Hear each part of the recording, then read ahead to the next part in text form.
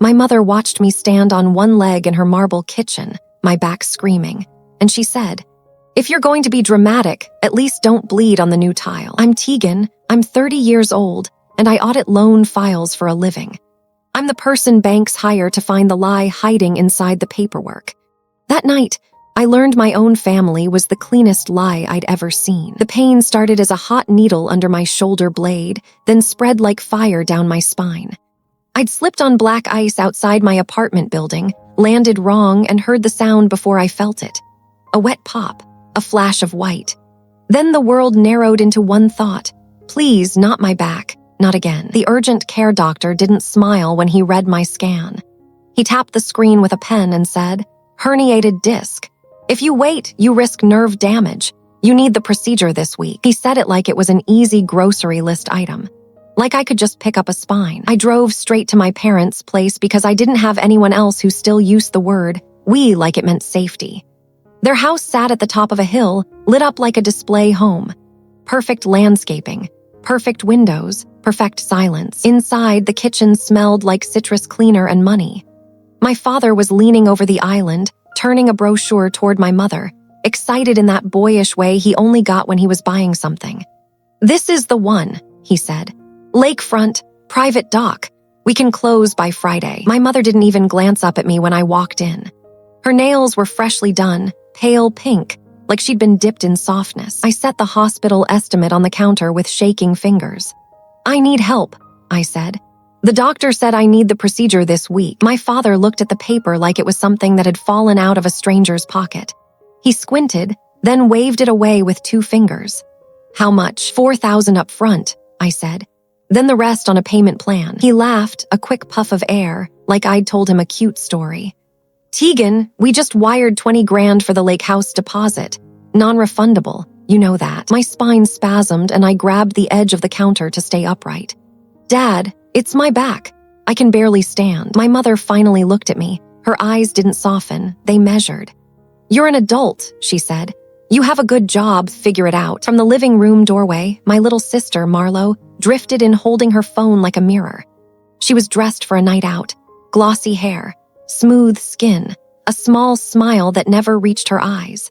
"Maybe this is the universe telling you to slow down," she said. "You're always acting like you're better than everyone because you work at a bank." My throat tightened. "I'm not better, I'm just asking my family for help." Marlo shrugged. "Sell something. That laptop you're always hunched over. Or cancel your little Pilates membership." "My laptop is work," I said. My father leaned back, crossing his arms. "Listen, we can't bail you out every time something happens. This is why we told you to get a safer car. This is why we told you not to live alone in that part of town. You make choices, Tegan. Choices have consequences." I stared at him, at his watch, at the polished island, at the brochure with the lake house smiling up at them like a promise. Then I looked at my own hands. They were trembling, not from fear, but from the strange, quiet realization that they had already decided I wasn't worth it. I didn't scream, I didn't beg. I just picked up the paper and slid it back into my purse like it was a receipt. "Okay," I said, and my voice came out so calm it scared me. "I'll figure it out." I made it to my car before the tears hit. I sat in the driver's seat, shaking, my back spasming so hard my vision blurred. I pressed my forehead to the steering wheel and tried to breathe through the pain, but what hurt more was the way my mother's face had stayed smooth. Not cruel, exactly. Worse. Indifferent. On the drive home, every bump in the road made my nerves flare like exposed wire. By the time I reached my apartment, I had to grip the stair rail and drag myself up, one step at a time, like I was climbing out of my own life. Inside, my place was dim and small, the kind of space you rent when you're still trying to prove you deserve more. I lay on the floor because my bed was too soft and my back couldn't take it. The ceiling fan turned slowly, clicking on every third rotation like a metronome counting down to something. My phone buzzed. A notification from my bank app. Rent due in 5 days. Another buzz. An email from the hospital billing portal. Prepayment required to schedule procedure. I stared at those words until they stopped looking like English. Then my email refreshed again and another message popped up, one I wasn't expecting. A mortgage statement notification. Not mine. It was addressed to my father. Same last name. Same city. but it had been sent to my email. My stomach went cold. I opened it with shaking fingers, expecting to see some simple clerical mistake. Instead, I saw an account number I recognized, because my brain works like a filing cabinet. I had seen that sequence at work years ago in a training module about home equity lines. There was a past due notice, 2 months behind, late fees stacking, final warning language, and then, in the corner, a single line that made my mouth go dry. Borrower email on file. Tegan.lastname@gmail.com. My back didn't hurt for a second. Not because it stopped, but because something else took over. Something colder, something alert. How did they have my email on their mortgage account? Quick real-life pause before I keep going. When I'm editing these late at night, I get tired, and your comments are what keep me going. Hit like, subscribe, and tell me your city, state, or country. All right, back to the story. I rolled onto my side slowly, like my body was made of glass, and pulled my laptop onto the floor with me. The screen glow lit my living room in pale blue. My fingers hovered above the keyboard, hesitating, because part of me still wanted this to be innocent. A typo, a glitch, a harmless mistake. But I audit loan files.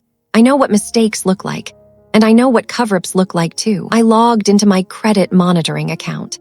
The one I'd started after a coworker warned me that family fraud is the quietest kind. I hadn't checked it in months because I didn't want to become the person who mistrusted their own parents. The page loaded, and my heart started beating in my throat. There it was, a new line of credit. Opened 18 months ago. Home equity line of credit. Lender.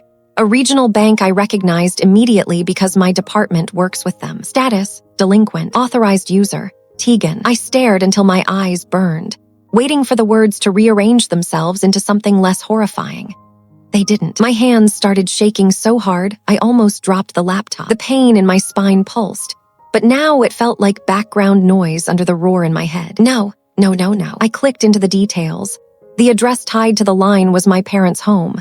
The amount was 6 figures, and under application method, it said, online. Online meant e-signature. It meant the lender had a signed digital consent attached to my name. I swallowed hard and opened my email again, searching for anything from that bank. Nothing. No welcome message. No disclosures. No verification. Which meant the email on file wasn't really mine until recently. My father had moved it. After he started missing payments, my vision blurred. I pressed a fist to my mouth to keep from making a sound. My whole life, my parents had acted like I was irresponsible, like I was the risky one, like I was the child who couldn't be trusted with money. And all this time, they'd been using my identity like an emergency credit card they could swipe without asking. The worst part wasn't even the betrayal. It was the timing. They refused me $4,000 for my spine, but they were perfectly comfortable dragging my name into 6 figures of debt so they could buy a lake house and keep Marlowe's life shiny. I tried calling my father, straight to voicemail. I tried my mother, no answer. My back spasmed so hard I cried out, a broken sound into my empty apartment. I forced myself to breathe, inhale, exhale, slow down, think. Pain makes people sloppy, anger makes people loud, and loud people lose. I opened a notes app and started typing with trembling thumbs. Dates, times, account numbers, screenshots, every detail. Then I did what I do at work when a file smells wrong. I pulled the thread. I requested my full credit report, not just the summary. I combed through the inquiries. There were 3. A credit card opened in my name 2 years ago, paid on time at first, then maxed, then minimum payments. A personal loan application that had been denied, and the HELOC. It wasn't a one-time mistake. It was a pattern. My throat felt raw. My body felt heavy. But my mind was suddenly, terrifyingly clear. I couldn't get my parents to care about my spine, but I could make them care about their own survival. My phone buzzed again. A text from Marlo. "You okay? Dad said you were being dramatic.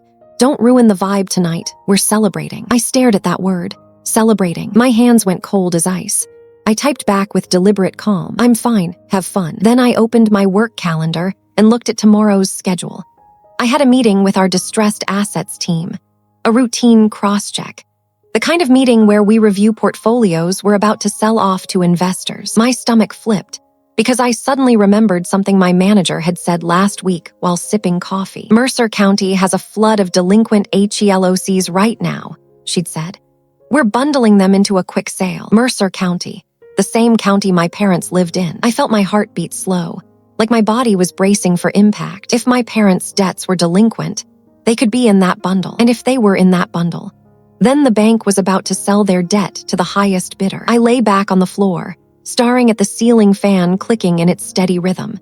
And for the first time since I slipped on the ice, I forgot about the pain, because an idea had just formed in my head, sharp and quiet. My parents didn't think I was worth $4,000. Fine, I would find out exactly what they'd stolen from me, and I would buy it back. The next morning, I took 2 painkillers with cold coffee, shoved my hair into a clip, and drove to the office like my spine wasn't threatening to split me in half. Every red light felt like a punishment. Every pothole sent a bright electric sting down my leg. I kept one hand on the wheel and the other pressed against my lower back, breathing through it, telling myself I could fall apart later. In the elevator, I caught my reflection in the mirrored wall. Pale, jaw clenched, the kind of face I used to see on clients right before they admitted they were about to lose everything. I looked like them now. I just hadn't said it out loud yet. On the 22nd floor, the air smelled like printer toner and overpaid cologne.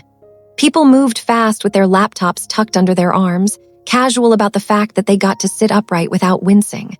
I walked slower than usual, smiling like nothing was wrong. Pain makes you honest. Pride makes you quiet. I chose quiet. The distressed assets meeting was already starting when I slid into the conference room. My manager, Kendra, flicked her eyes over me for half a second. Taking in the stiff way, I lowered myself into the chair. "You okay?" she mouthed. I nodded once. Lie. Then I opened my notebook like I was here for normal work, like my family wasn't using my identity as collateral. A projector hummed. A spreadsheet filled the screen. Columns of loan IDs, delinquency buckets, geographic clusters. My stomach tightened as Kendra started talking. "We're bundling Mercer County and 2 adjacent counties," she said. "The buyers want speed. They want clean files. We're marking anything messy for removal." Messy. That word landed like a coin on a table. My fingers hovered over my pen. If my parents' HELOC was delinquent, it would be here. If it was here, I could confirm it without guessing. I could see it in black and white, just like the past due notice that had shown up in my email. Kendra clicked to the next tab. A list of the top delinquencies appeared. My eyes scanned down the numbers fast, too fast. Then they stopped. There it was, the same account sequence. The same lender, the same address, my parents' home. I felt my pulse in my ears, a slow pounding that didn't match the calm of the room. My mouth went dry. Loan ID, balance, past due days, status, pending sale, and under borrower name. Because these were internal files, and internal files are never as anonymous as people pretend. Primary borrower, Graham, co-borrower, Evelyn. Authorized user, Tegan. My pen slipped out of my fingers and clattered softly onto the table. A couple heads turned. I forced a laugh that sounded wrong even to me. "Sorry," I said. "My hands are numb from the cold." No one cared. They went right back to the spreadsheet, back to their coffee cups, back to talking about other people's lives like they were inventory. I stared at that line until the words started to blur. Authorized user, not co-borrower, not guarantor. Authorized user, like I was a teenager added to a parent's card for gas money. Like it was normal to attach my name to their debt and let it dangle there, ready to strangle my future. I kept my face still. I made myself breathe. Then Kendra said the sentence that changed everything. "Once the sale closes, the buyer can enforce immediately," she said. "Some of these borrowers have no idea they're about to meet a new creditor." Meet a new creditor. My spine flared with pain, but it barely registered. I didn't need my parents to love me anymore. I needed them to feel consequences. Quiet ones, legal ones, the kind that don't leave bruises, just emptiness. I raised my hand slightly, like I had a routine work question. "Do we have the buyer list yet?" I asked. Kendra nodded. "A few, private funds mostly. One local investment group. They're calling themselves Northline Capital." Northline. The name meant nothing until a memory surfaced, sharp and unwelcome. Northline Capital had been a client of ours last year. I had audited a portfolio they bought. I remembered because their due diligence was terrifyingly thorough, the kind of thoroughness that didn't just find mistakes, it found secrets. If I could talk to them before the sale, I could do more than watch my parents' debt get sold. I could steer who bought it. The meeting ended. People stood, gathered their things, laughed about lunch plans. I stayed seated for one extra second, letting my hands stop shaking. Then I stood up carefully and walked out like my world wasn't collapsing. In my office, I closed the door, sat down, and opened the loan file on my computer. My job gave me access. That access came with rules. I knew them by heart. I also knew what could be justified as quality control. I didn't download anything. I didn't email anything. I didn't leave a footprint that would scream. I only looked, only took notes on paper. Like an old-school criminal who respected surveillance cameras, the file told a story my parents never would have told me. The application timestamp was late at night, the kind of hour my mother used to call me when she was worried about me. The IP address traced back to their neighborhood. The phone number used for verification wasn't mine. It was my father's. And the email on file had been changed to mine 6 weeks ago, right around the time the payments had started slipping. They hadn't added me because they loved me. They added me because they needed a scapegoat, a buffer, someone to blame if the bank asked questions. I sat there, staring at the screen, feeling something inside me go cold and smooth. I thought of all the times my mother had said, "We just want you to be responsible." All the times my father had lectured me about budgeting, while he quietly dragged my name into their financial quicksand. My phone buzzed. A call from the hospital billing office. I swallowed and answered. "Hi, Ms. Miller," the woman asked, cheerful and bored. "We're following up. We still need your prepayment to secure the appointment." "I'm working on it," I said, and my voice almost cracked. "I can't wait much longer." "I understand," she said, sounding like she didn't. "But we can't schedule without it." When I hung up, my hands were shaking again, but this time it wasn't just anger. It was fear. Real, animal fear. Fear that I'd lose my job, my credit, my body, all because my parents wanted a lake house and a reputation. I pulled up my banking app and looked at my savings. It wasn't impressive, but it was mine. Years of being careful, years of saying no, years of living smaller than I deserved because I thought stability was the reward for being good. It still wasn't enough. Not if I paid for my procedure and tried to untangle my name from their debt. My eyes landed on my retirement account. Then on the small personal loan offer my bank app always dangled in front of me, like a temptation. I could do it. I could make the payment. I could survive. But surviving wasn't the goal anymore. Owning the truth was. I found Northline Capital's contact email in our client directory. I stared at it for a long moment. If I reached out, I had to be careful. If I said too much, I'd implicate myself. If I said too little, nothing would change. So I did what I'm paid to do. I wrote a clean, professional message. The kind that looks harmless until you read between the lines. I told them I had concerns about a specific Mercer County HELOC file, that there were identity verification irregularities, that I believed it posed reputational and enforcement risk, and that if they were bidding, they might want to flag it for special handling. Special handling was corporate language for, "There's blood on this paperwork." I didn't attach anything. I didn't name my parents. I didn't mention myself. Then I hit send. The reply came an hour later. "Can you meet today, in person? 2 p.m. lobby cafe, ask for Hayes." My stomach flipped. I didn't know if I just opened a door or stepped into a trap, but I also didn't have the luxury of fear anymore. At 2 o'clock, I took the elevator down to the lobby, moved slowly through the polished marble, and spotted a man sitting alone at a small cafe table near the windows.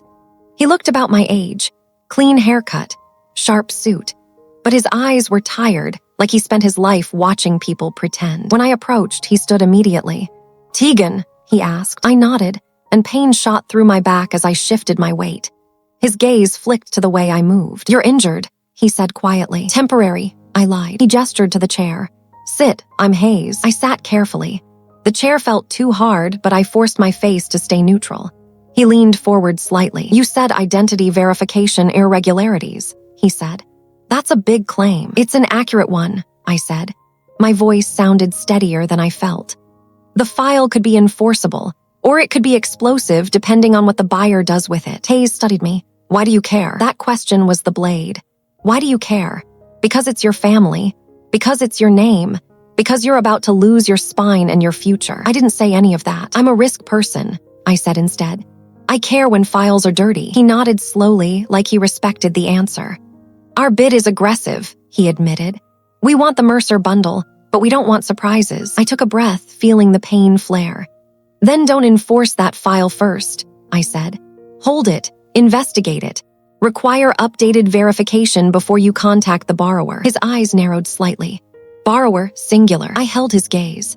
The primary borrower. The air between us tightened. He was smart, too smart. He was hearing the unsaid words. Hayes leaned back. Let me guess, he said softly. This isn't just any file. My throat tightened. If I lied, he'd know. If I confessed, I'd lose control. So I gave him something true, just not everything. It's personal, I said. And it's connected to identity misuse. Hayes stared at me for a long second, then nodded like he'd made a decision. Okay, he said. Here, what I can offer without you saying anything illegal. If Northline wins the bundle, we can carve out that one account into a separate hold category. We can treat it like a compliance review. No enforcement actions until verification is clean. Relief hit so hard it made me dizzy. Not because it solved everything, but because it bought me time. Time to get my procedure. Time to get proof. Time to decide how far I was willing to go. But then Hayes added, calm as ever. And if you want to protect yourself, you should file an identity theft report. Now, not later. My stomach sank. He wasn't offering revenge. He was offering survival. Revenge required something else, something quieter, something that made my parents feel the same helplessness they'd handed me in their kitchen. I forced a small smile. I'll consider it, I said. Hayes held my gaze like he didn't believe me. Like he knew I was already planning something darker than a police report. When I stood to leave, he surprised me by lowering his voice. Tegan, he said, whatever this is, don't let it cost you your job. People like the ones who do this, they always assume you'll stay silent because you're the reasonable one. I nodded, then walked away, my back screaming, my mind racing. By the time I got back upstairs, there was a voicemail from my mother. Sweetheart, she said in that syrupy voice she used when she wanted something. Your father and I were thinking. If you can't handle living alone right now, you can always move back home for a bit. We'll take care of you. I froze at my desk. Move back home, into the house, tied to the debt they had put in my name. Take care of you, like they hadn't watched me plead for $4,000 and treated me like a nuisance. My hands went numb. The cruelty of it wasn't even the offer. It was the timing. They were trying to pull me closer right as the ground under them started to crack. They didn't know it yet, but their instinct was already to use me as padding for their fall. I deleted the voicemail. Then I opened a new document on my computer, titled it simply, Timeline, and started building my case like it was a file at work. Because the next step was no longer emotional, it was procedural. And procedures, when done right, are brutal. I printed everything and spread it across my desk like I was building a murder board, except the victim was my future, and the weapon was my own last name. Screenshots of the HELOC details. The past due mortgage notice that had magically found its way to my email. The time-stamped application data I'd copied down by hand. Every text Marlowe had sent that hinted I was dramatic. Every voicemail my mother left that sounded sweet but carried teeth. Then my phone buzzed with a new alert. Credit inquiry, just now. My stomach dropped so hard I tasted metal. I clicked the notification, and my hands went cold as I read the lender name. It wasn't the HELOC bank. It was a personal loan platform. The kind that approves in minutes if you answer the security questions correctly. Someone was actively trying to borrow money in my name, while I sat in a corporate tower, trying to keep my spine from collapsing. I stood up so fast my back screamed. I locked my office door, stepped into the hallway, and walked straight into the stairwell so no one could see my face. I called my mother. She answered on the second ring, bright as sunshine. Hi, sweetheart. I didn't yell, I didn't accuse. I kept my voice soft, almost tired. Did Dad need anything from me today? Any paperwork? Any info? A pause. So small most people would miss it. Then my mother laughed lightly. No, why would we? I just got a credit inquiry alert, I said. Someone tried to apply for a loan. Another pause. Longer this time. Oh, Tegan, she sighed, like I was annoying her. Those monitoring apps are always dramatic. It's probably nothing. My jaw clenched so hard it ached. It's not nothing. It's right now. Honey, she said, still calm. You're stressed. You're in pain. Your mind is spiraling. Why don't you come home tonight? We'll take care of you, your father. Been worried. That was the moment my fear turned into something colder. Come home, get under their roof. Be easier to control, be easier to blame. I could have hung up. I could have screamed. I could have told her I knew everything. Instead, I did something that felt like swallowing glass. I think you're right, I said quietly. I'm not doing okay. I can't manage alone. Her relief came too fast. See, you just needed to let go. We'll set up the guest room. I'll come tonight, I said. After work. When I ended the call, my hands were shaking, but my mind was steady. If they wanted me close, I would get close. not as a daughter. As evidence, before I left the stairwell, I opened my credit monitoring app and hit freeze on every bureau. It took less than 10 minutes. A few clicks. A few verification questions. Then the system confirmed what my family never did. Your credit is now locked. I exhaled, slow, like I just closed a door they didn't know existed. Then I called Hayes. He picked up immediately. Tegan, they just ran another inquiry, I said. His voice sharpened. Today, just now, there was a beat of silence. Then, okay, he said. Do not confront them alone. Do you have an attorney? Not yet. You need one, he said. And you need a clean record that you tried to stop this. File the identity theft report. Today, I closed my eyes. My back throbbed, but my anger was strangely painless. If I file, I said, it becomes real. It's already real, he replied. You're just the only one still pretending it's family. I swallowed. I'm going to their house tonight. No, he said immediately. I'm not going to fight, I said. I'm going to listen. Hayes went quiet for a moment like he was calculating. If you do that, he said, you need a witness, someone you trust. I thought of one person outside my family who didn't treat me like a problem. Sloane, my neighbor. She'd been the one to drive me home from urgent care when my hands were shaking too hard to hold the steering wheel. I texted her from the parking garage after work. Can you come with me tonight? Just sit in your car outside my parents' house. I might need you to call someone. She replied in less than a minute. Yes, tell me where. By the time I reached my parents' driveway, the house looked the same as always. Warm lights. Perfect landscaping. A place designed to convince the world that nothing bad could happen inside it. My mother opened the door before I knocked, like she'd been waiting. Sweetheart, she cooed, pulling me into a careful hug that avoided my back. Her perfume smelled expensive and clean, like soap, like a cover-up. My father appeared behind her, phone in hand, face tight with impatience. You're moving slow, he said, not hello, not are you okay. Come in, we have dinner. Marlo was already at the kitchen island, swirling a glass of something pale and sparkling. She smiled like we were best friends. Look who finally decided to be sensible. I forced a small smile back. I didn't argue. I didn't flinch.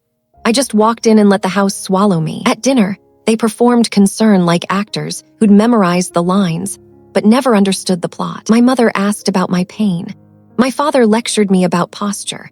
Marlo rolled her eyes and said I should manifest healing. I ate slowly, barely tasting anything while my mind worked. Then my father slipped. He leaned back in his chair and said, too casually, if you're going to be here for a while, we should get your mail forwarded, just so you don't miss anything important. My fork paused halfway to my mouth. My mother jumped in fast. It's just practical, she said. Bills, insurance, you don't want things piling up at that apartment. I nodded, eyes down. You're right, I said softly. I've been missing things. Marlo smirked. Shocker. My mother reached across the table and patted my hand with a gentle pressure. We'll help you, she said. We've always helped you. The lie was so smooth, it almost impressed me. After dinner, I said I was tired and went to the guest room. The minute the door closed behind me, the smile fell off my face like a mask. I sat on the bed, breathed through the pain and listened. Their walls were thin. Their confidence was loud. A few minutes later, I heard my father's voice in the hallway. Did you freeze it yet? My mother's voice lower. Not yet, she's here. We can get what we need. Marlo laughed. She's so easy. Just act nice and she folds. My heart pounded, but my hands stayed steady as I opened my phone and started recording, keeping it face down on the bed beside me. My father spoke again. Once we get the loan through, it buys us 60 days. The buyer won't enforce if we look like we're catching up. My mother sighed. I hate this, but she owes us. After everything we did raising her. Marlo's tone turned sharp. Stop feeling guilty. It's her credit. She has the stable job. This is what she's for. I bit the inside of my cheek so hard I tasted blood. This is what she's for. Not loved, not protected, used. I waited until the voices faded. Then I stood up, wincing, and walked to the bathroom. I locked the door, turned on the faucet to cover any noise, and texted Sloane one word. Now. Within seconds, she replied, I'm here. I called Hayes. He answered on the first ring. Did you hear something? Yes, I whispered. I recorded them. His exhale was sharp. Okay, that's your proof, but you still need to do this clean. Tomorrow morning you file the report, you contact the bank fraud department, and you do not tell them you recorded anything unless your attorney says so. I need a lawyer tonight, I said. I can connect you, he replied.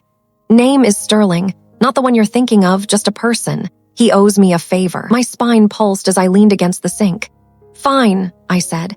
Connect me. 30 minutes later, I was on a quiet call in the guest room with a lawyer named Sterling who spoke in a calm voice that made me feel like my life wasn't on fire. "Tegan," he said, "do you want revenge or resolution?" The question landed hard. I looked around the guest room, the perfectly made bed, the framed family photo on the dresser, my parents smiling like saints, Marlo tucked close, glittering and adored, me standing at the edge, almost cut off by the frame. "I want my name back," I said, "and I want them to never do this again." Sterling paused. "Then we do both," he said. "We make this expensive for them without making it messy for you." The next morning, I left their house before anyone woke up, claiming an early appointment. I drove straight to the police station, hands steady, back screaming. I filed the identity theft report. I listed every account, every inquiry, every suspicion. I didn't cry. I didn't apologize for making it official. After that, Sterling and I called the bank's fraud department. We submitted the report number. We requested an immediate investigation and removal of my name from any account I didn't authorize. I sent them the timeline. I sent them the address match. I sent them the phone verification mismatch. I watched their tone shift from polite to serious. Then Sterling did the part I never could have done alone. He sent my parents a formal notice, not a threat, not a tantrum, a document. It stated that I had filed an identity theft report, that an investigation was active, that any further attempts to use my identity would be treated as intentional fraud, and that if they wanted to avoid escalation, they had 48 hours to meet with counsel and sign a sworn affidavit admitting unauthorized use, along with a restitution plan for my medical expenses and any credit damage. That afternoon, my phone rang. "Mother," I answered. Her voice was shaking. "What did you do?" I kept mine calm. "I protected myself." "You're trying to destroy this family," she hissed. "No," I said quietly. "You did that when you decided my name was yours." Then my father grabbed the phone. "You ungrateful little," he started, voice rising. Sterling had warned me this would happen. They would pivot to rage because rage had always worked on me. It didn't work now. "I have the police report number," I said evenly. "And the fraud department has it too." Silence. Then softer, my father said, "Tegan, be reasonable." I almost laughed. Reasonable was what I'd been my whole life. Reasonable was paying my own way. Reasonable was not asking for help until my back was literally failing. Now, suddenly, they wanted reasonable. "You have two options," I said. "You sign the affidavit and the restitution agreement, or the investigation goes where it goes." Marlo's voice cut in, sharp and panicked. "You're bluffing." I could picture her face, glossy confidence cracking. "I'm not," I said. "And you should stop applying for loans in my name because my credit is frozen now. It's not going to work." A breath caught on the line. That tiny sound of someone realizing the door is locked. My mother started crying. Real tears this time, not performance. "We were desperate," she whispered. "We were going to fix it. You were going to fix your life with my future," I replied. 2 days later, they sat across from Sterling in his office, looking smaller than they did in their own kitchen. My father's hands shook. My mother's face was puffy. Marlo kept her arms crossed, jaw tight, still trying to look defiant. Sterling slid the affidavit toward them. "Read it," he said. For once, my father actually did. Because for once, the consequences were bigger than his pride. They signed. Each stroke of the pen looked painful. My father's signature, the same one that had been used to sign my name electronically, now admitted the truth in ink. Then Sterling slid the restitution agreement forward. My parents would cover my medical costs, including the procedure and the follow-up therapy. They would also pay the legal fees. And they would sign a clause stating that if any new fraudulent account appeared connected to their address, my next step would be criminal escalation without warning. Marlo's eyes flashed. "So she gets to blackmail us forever." Sterling didn't even look at her. "No," he said. "She gets to live." The investigation still moved forward, just not the way my parents feared. The bank removed my name. They closed the accounts. My credit score took a hit, but it didn't die. I watched the alerts quiet down, one by one, like a storm moving away from my life. A week later, I finally got my procedure scheduled. The morning of it, I lay on the hospital bed staring at the ceiling tiles, my heart racing in a way painkillers couldn't touch. Sterling had told me restitution was coming. The bank had told me the account was being corrected. But until I was under those lights, I didn't fully believe I would make it to the other side of this without losing something permanent. Sloane sat beside me, squeezing my hand. "You did the hardest part," she whispered. I swallowed. The hardest part was realizing they didn't love me the way I loved them. The nurse came in, checked my bracelet, smiled softly. "You're going to feel better after this," she said. As the sedation washed over me, the last thing I thought of was my mother's voice in that kitchen, telling me to figure it out. I did. Recovery was slow. It hurt. It was boring. It was lonely sometimes. But every day I could stand a little straighter felt like a quiet victory. My parents sent texts that sounded like apologies, but the words never quite fit. My father avoided admitting what he'd done. My mother kept saying she'd been scared. Marlo never apologized at all. I didn't chase it. I sent one message, short and final. "I hope you get help. You won't be using my name again. Do not contact me unless it's through Sterling." Then I blocked them. A month later, I got a notification from the bank. Restitution payment received. I stared at the number for a long time, not because it made me happy, but because it proved something. Money wasn't the problem. It never was. Control was. I used part of it to pay off the last of my medical balance. I used part of it to rebuild my emergency fund. And I used a small part of it for something that felt almost impossible. I moved, not far, but far enough that I couldn't drive past their house by accident. Far enough that the air felt different. The first night in my new apartment, I stood at the window and realized my shoulders were no longer up around my ears. My phone buzzed once. A message request from an unknown number. It was my father. "Tegan, please. We can fix this." I didn't respond. I deleted it. Then I walked into my kitchen, set a glass of water on the counter, and stood there without pain shooting down my spine. It wasn't dramatic. It wasn't loud. It was just quiet, simple proof that I had survived my own family. And I finally understood the real power in being the reasonable one. It means you know exactly when to stop being used.